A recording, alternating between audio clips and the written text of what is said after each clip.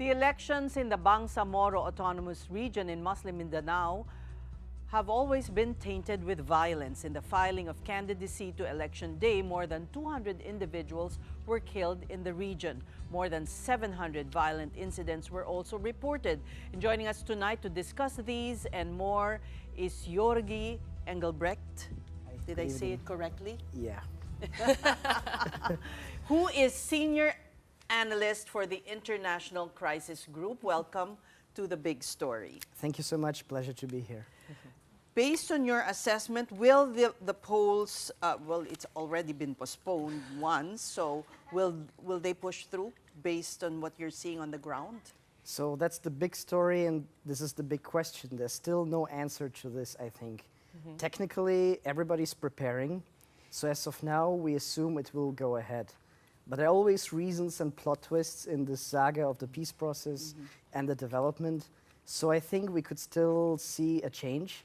And I think it's still too early to call it at the moment because we could still see perhaps some unexpected developments even in the next days and weeks.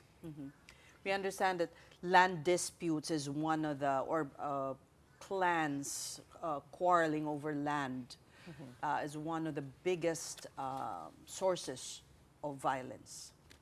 Yes, so according to our monitoring, since the signing of the peace agreement, we're now at the implementing stage of this peace process. The BARMM is an autonomous region that is trying to really bring peace and development to the area, but it's not that easy. So most of the disputes that exist now within the Bangsamoro are shaped by politics and resource-based conflicts, primarily over land, because that is actually how the whole conflict started in Mindanao. It was all about, you know, who owns what, and right now some of these tensions come to the forefront, added up the politics, and now also climate change that here and there also reinforces these issues. Well, you just mixed up a lot of risks right there. There's environmental risk and the political risk, internal risk. But don't you think that separating provinces, that seems to be sort of the ongoing answer to these land disputes? You know, like we just recently saw Maguindanao divided into Del Norte and Del Sur. Do you think that's a good way to kind of de-risk these ridos or clan wars in the area? That's a very good question. I mean, when the Ampatuan family under Andal Ampatuan was still in charge of Maguindanao, we've seen these instances of gerrymandering. But that happened because of politics. And these days, we also have the effort to separate some of the municipalities that arguably also happened because of political reasons. So the answer to land disputes, it might have some advantages that we have two Maguindanaos now, because there's obviously more space to do the right calls to diffuse problems. But I think you still need to go beyond that. You need to tackle the problem on the community and municipal level, create policies that are, you know, that need to be in place so that people will resolve these disputes peacefully. Not to mention handling the firearms and the guns. Because people can always have a conflict, but the question is, when do they resort to violence? And I think it's not always a given that, you know, I pick up my Colt 45 or my rifle and then shoot at my neighbors. There are always factors that make it happen. And I think it's our task to understand it and really make the right decisions of what triggers exactly what conflict when. You wrote an article in Minda News last December, and you specifically zeroed in on this controlling the arms, because as per the 2014 peace agreement, there was a gun exchange. It was all over the news. They laid down thousands of arms, but you also stated that a lot of small firearms have also rematerialized, and you said that there is a lack of an actual specific policy as to how to disarm you know, the former MILF members or other rebels. Yeah, I mean, that's another perennial question. I think if you even go back in history, when, for example, the Americans controlled Sulu, one of the anti-colonial revolts happened when the colonial power wanted to disarm the Moro people. Until now, I think the problem is actually not so much with the guns. It's that they're being used, obviously, for nefarious purposes. I think the idea is people can have firearms for self-defense, because disarming the whole of Mindanao also needs to probably, you know, be followed by disarming other places in the Philippines, right? It's more about management and finding, like you said, a right policy, what to do with it. The problem is that we know what to do with the rebel groups. The MLF has signed a peace agreement, they will be slowly decommissioned, and we're still waiting for the final phase. But the small firearms of every civilian, or even a combatant, or a politician, they will not be, there's still not yet a mechanism in place. So the government is working on it, the MLF is working on it as well, but if you're a common former rebel, and in your barangay you have someone who perhaps wants you dead, or has a dispute with you, what's the incentive for you to disarm? Yeah. So that shows we need to tackle the root cause. And perhaps, like many years ago, when I had an interview with a commander, he basically showed me his firearm that was Which commander? An MILF commander? Yeah, unfortunately he passed away already, but he showed me and explained to me that this is only for protection, that there's no other way, but given the circumstances, this is basically the reality. And I think wherever you go, it's a reality that people have arms. Complete disarmament out of a sudden will not happen. So we need to do it a bit more phased and have a really proper idea of what to do. Because every armed group is also different. There are extremist groups, so-called extremist groups, that obviously need to be disarmed. But for the average civilian, I believe the Philippine law gives a lot of liberties vis-a-vis carrying firearms. Even journalists can do that, I think. So where even to begin to untangle that, right? Well, Georgi, you did spend many years on the ground across the Philippines, about 12, right? And during that time, well, that also included talks with indigenous elders and youth groups. Tell us how their generational perspectives differ when it comes to insurgency and peace. I mean, that's a really tricky one, because at the end of the day, many things are local. So it also depends what group we talk about. Is it, for instance, the non-Muslim, non-Moro indigenous people that are sometimes trapped between the government and the former insurgents? Because for them, it's now about, let's say, survival and making sure that the peace agreement also favors them. But when we talk about the MILF, the young people always look up to their leaders. After all, they've been fighting for what is now the BARMM. The young sons of the traditional politicians and daughters are now also in place. What they're thinking obviously depends, because as with every political family, you have different motivations. Someone just wants to continue the job of their fathers and mothers. Others want to make reform-based governance. And ultimately, you're also shaped by circumstances. You have great ideas, you want to make a difference, but you still listen to the patriarch or the clan. But sometimes you can also influence it. And for the common Tao, for the people, for them, they basically struggle with day-to-day questions about food, about health. And in that sense, I think the game changer now obviously is social media. People can report about conflicts, they can look at political ads, all on Facebook. And obviously that's a double-edged sword. But you know, in the middle of all this transition is, you know, the problem of poverty, hunger, and BARMM has, you know, one of the highest incidents of poverty and hunger. So is this a priority, you would think? I mean, this transition, given the circumstances?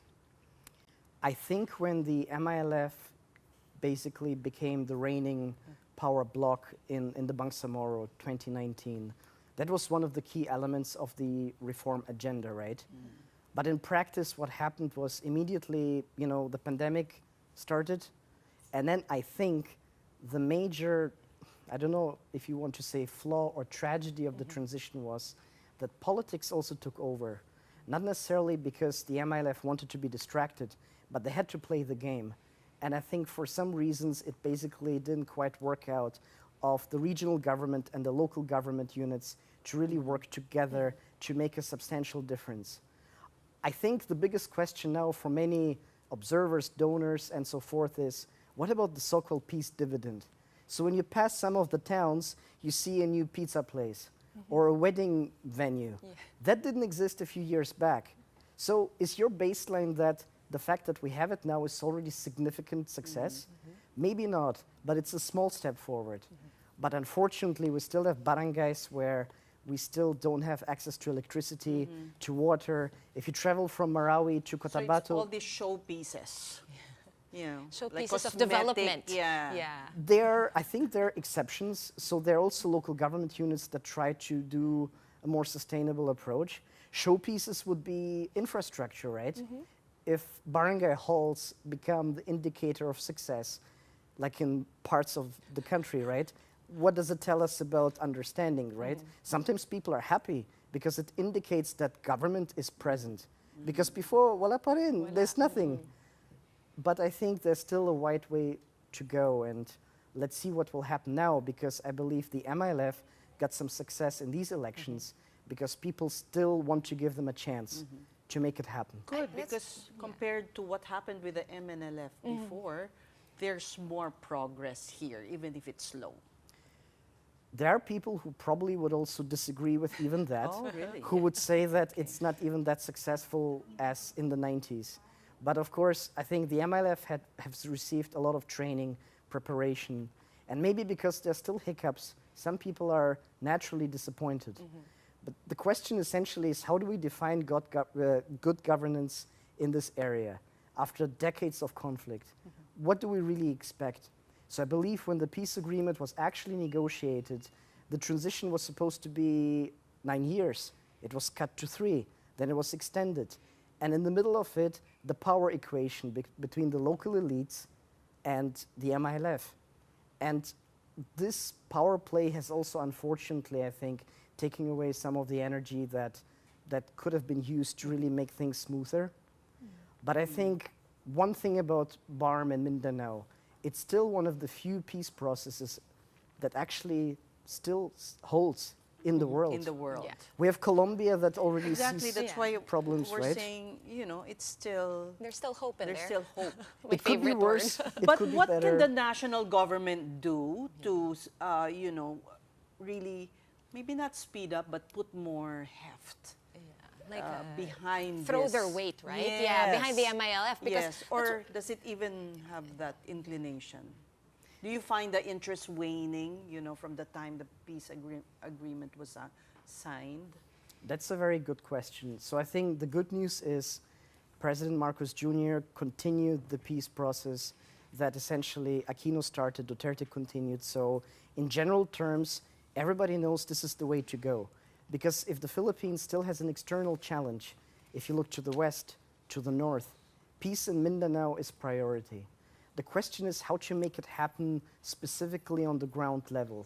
And there I think some representatives from the other side would say government needs to do more to transform the MILF camps into productive communities, to disarm private armed groups, to make sure that former rebel fighters receive a package of health and education provisions. That is happening, I think, but it could be still more energized.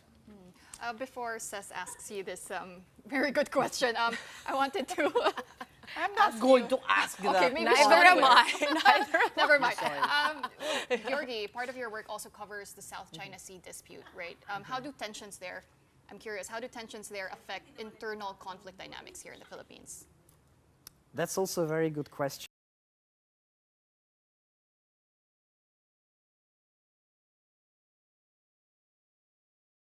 So, which has changed since 2012, arguably, with the Scarborough Shoal standoff. Now, I think the task is how to make this shift from policing, Mindanao, the BARMM, and to prepare the security forces for the other challenge. And if you have a problem still within, then this shift is not always easy to make. Many battalions and brigades are still in Mindanao. The attention in terms of policy thinking and strategic reflections, it goes towards the other contingencies. But I think as long as... Not defending the country from external, but rather internal. So that is Still now internal that is conflict. now the shift that is happening. But we've seen that the military still deployed forces to prevent a breakout of massive violence, just to deter, possible pasaways who would maybe do something there. So in short, they want to shift to external, but they can't because it's very distracting, and they still need a lot of manpower down south. So I think they can, and it's happening, but it also depends on the variable ultimately. defense acquisitions happen now more and more for the Navy and the Air Force, not only the Army anymore. The strategic direction of the military is also clearly up for territorial defense. But when we talk about boots on the ground, of course, it's Mindanao, but even beyond. Okay. Such heavy problems you know, too little time to discuss them. But we do hope, Georgi, your presence here will move government to focus on the more important things and not just the impeachment of our Vice President. Thank you for talking to us. Georgi Engelbrecht, Senior Analyst for the International Crisis Group.